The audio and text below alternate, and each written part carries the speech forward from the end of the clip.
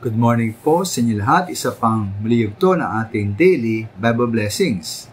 Pamagat po ng ating araling ngayong umaga ay ang hindi maganda at hindi pogi. Ang hindi maganda at hindi pogi. Sa isa pong lipunan tulad sa atin na labis na pinahalagahan ang panlabas na kagandahan at kapugihan, tila po dehado at kawawa ang hindi maganda at hindi pogi.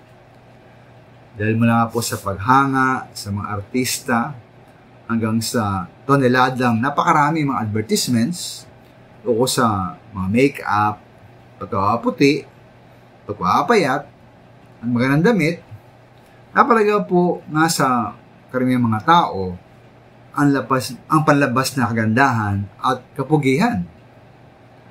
Buti na mga minamahal, iba ang Diyos sa tao. Ayon sa unang Samuel 16:7, sabi ng Diyos kay Samuel na huwag niyang tignan sa pagpili ng isang hari ang taas at kagisigan ng isang tao.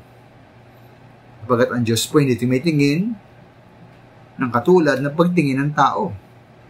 Palabas na anyo at tingnan po ng tao, ngunit sa puso tumitingin ating Diyos. Kaya po ay nga po sa unang Pedro Kapitulo 3, ang mga misis daw na may mister na hindi niwasalita ng Diyos ay dapat mahikayat sa mga mister sa magitan ng magandang asal.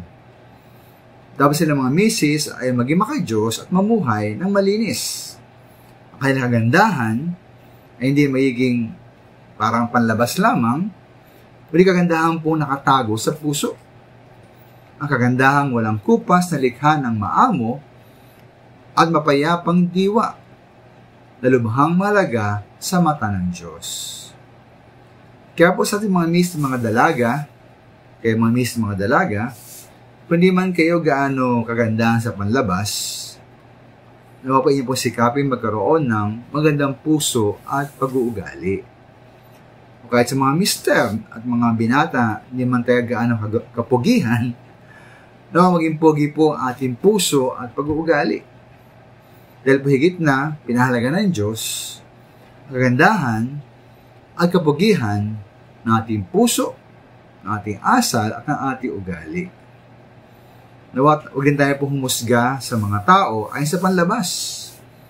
Ating pong pahalagan sila tulad ng pagpapahalaga sa kanila ng ating Diyos. Maraming salamat po.